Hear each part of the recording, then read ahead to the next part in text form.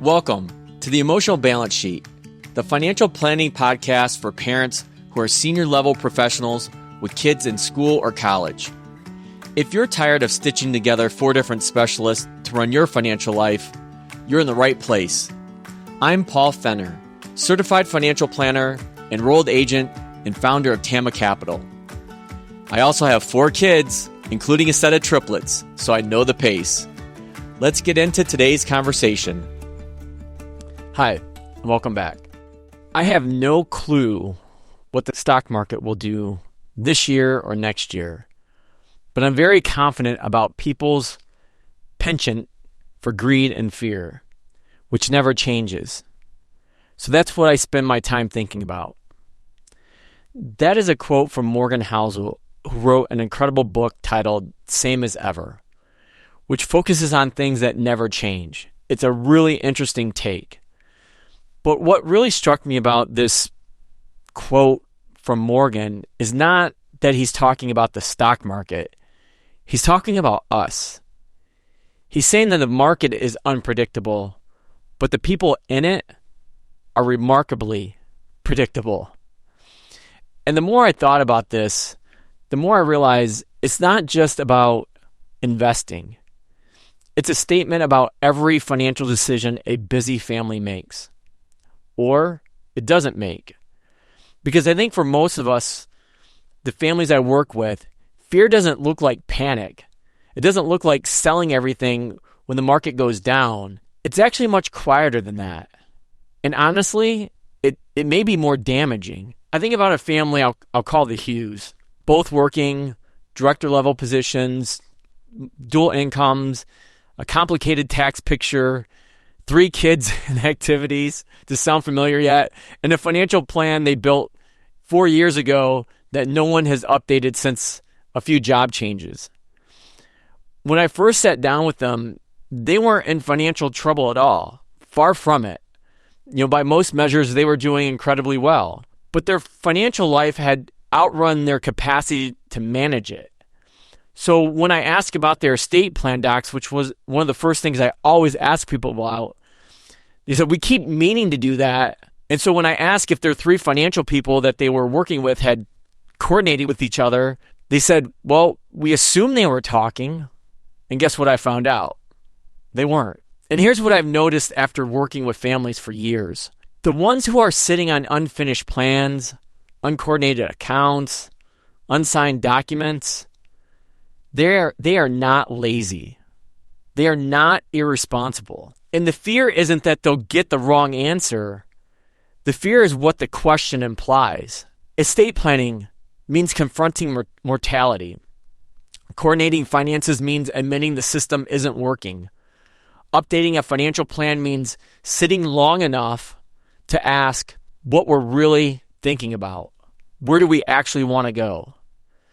And I think this fear of the conversation produces stillness, inactivity. But there's another kind of fear that produces the opposite. And I see it just as often. It's the director that keeps adding to the workload. The new VP that takes on bigger roles before asking, is this really what I want? The family that upgrades the house, and I just went through this, as you may well know. Upgrades the house, upgrades the cars, the activities, adding financial obligations at the same rate their income rises. We've talked about the gap before. But this fear that slowing down means that we're falling behind. Fear that enough doesn't really exist. Fear that if we stop running, something is going to catch us. One fear produces the motion. The other fear produces stillness. And here's the thing. Both get to the same place. A financial life that no one is actively steering or directing. I think Morgan's point is that you can't predict what markets will do, but you can predict that humans will be afraid, and that fear will drive decisions. What I try to do with the families I work with is help them see which fear is running the show. Because most of the time, it's not obvious. The family that's working harder and spending more doesn't usually say they're afraid. They'll tell you that they're building something. And maybe they are. But at some point, building becomes a way of not asking the harder question. And the family that hasn't touched their estate plan in 6 years, hasn't updated their will since their second child was born, hasn't had the conversation about what happens if something goes wrong, they won't say they're afraid either. They'll tell you they've been busy. And they have been. But busy is sometimes what fear looks like when it needs a better excuse. Here's what I know from sitting across from families in both situations. The ones who do the hard work, who finish the estate plan, who have the honest conversations about whether the financial plan still makes sense, who ask if their 3 financial people they work with currently are all talking to each other, they don't regret it, not once. The regret always runs the other direction. My job isn't to predict the markets. It's to help families notice which fear is driving your decisions and whether it's taking you somewhere you actually want to go. So one thing this week is to just notice. If there's one financial decision you've been putting off, not because you don't know what to do, but because starting the conversation feels uncomfortable. It doesn't feel good. It doesn't have to be an estate plan. It might be a conversation with your spouse about whether the current financial plan reflects reality. It might be finally asking whether your relationships are all coordinated with each other. Or it might be something smaller.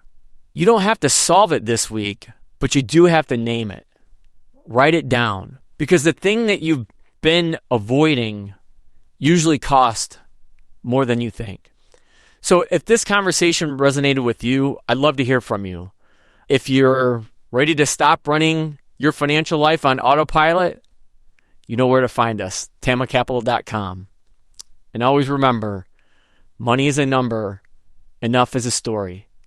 Make sure you're writing your own. That's it for this week. We'll see you next time. Now for the fine print. This podcast is for educational purposes only and is not personalized financial, tax, or legal advice. Before making any decisions about your specific situation, please work with a qualified professional. Tama Capital is a registered investment advisor.